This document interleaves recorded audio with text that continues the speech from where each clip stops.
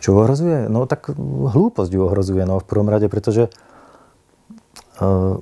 ako som vravel, že tá proste nezávislá kultúra, ona je vlastne nezávislá niekedy, teda hlavne, ako som vravel, o to, že sa musí, nie je napojená priamo na nejaké zdroje, akože štátne napríklad, hej, na rozdiel od iných, povedzme, kamenných divadiel, ktoré majú stály, akože, či robia, alebo čo robia, majú stály príjem, tak oni sa musia uchádzať, samozrejme, o rôzne granty a ohrozuje to, že tam v tých grantoch nie je vyjasnená, aspoň podľa mňa, nevidím ani jedno kritérium, ktoré by sa tam dodržiavalo, ktoré bolo jasné, že podľa čo je to udeľované.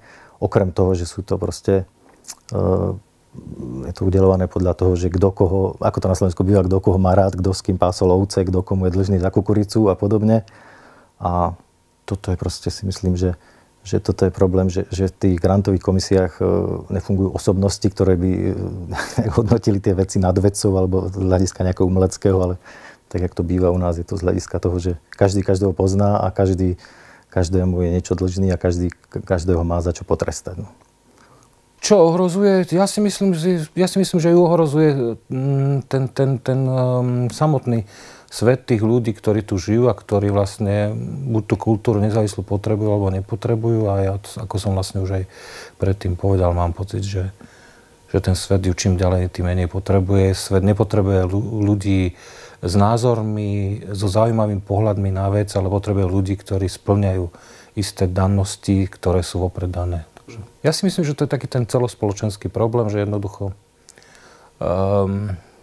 jednak ten materiálny svet nás veľmi drží vrsti, že teda musíme sa prispôsobovať, keď chceme prežiť, čiže musíme mať aj povolania také, keď chceme živiť svoje deti a rodiny, aby sme prežili a tým pádom sa dostávame do takých tých strojčekov, sme súčasťami takých tých strojčekov, malými strojčekami vo veľkom stroji sme. No. Takže myslím si, že ako si prestávame mať vlastne čas aj na ten nezávislý život. To nie je že kultúra, ale nezávislý život.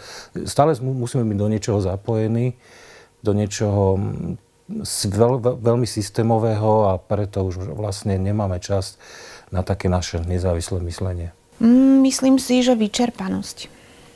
Že stále, aspoň ja to tak vidím, že ja som v tej nezávislej kultúre začala, pretože som začala robiť súčasný tanec, ktorý nemal žiadnu oficiálnu inštitucionálnu podporu. Čiže nebola to moja voľba, ale nevyhnutnosť. A doteraz to tak je, pretože stále nie je žiadna taká inštitúcia. Mladí umelci vidím, že teda nemajú tú kúráž, ktorú sme mali my, tí prví, tí priekopníci, bojovať s tými podmienkami. Asi to bolo aj inak v rámci tých prvých euforických rokov, keď sa naozaj otvorila tento kanál, bolo možné takto pracovať.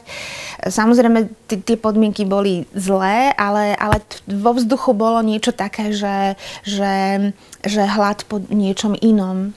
A tým pádom to dávalo takú energiu, ale teraz vlastne tá komercia tak strašne zahlcuje, že nie je už ten hlad, nie je už ako keby to ovzdušie nabité tou energiou, že niečo iné skúšajme a aha, toto je zvláštne, iné, zaujímavé, ale skôr také, že čo toto je. Takže tým pádom aj tí mladí vlastne nemajú dosť kúráže, aby vlastne prerážali tento nezáujem a odchádzajú preč.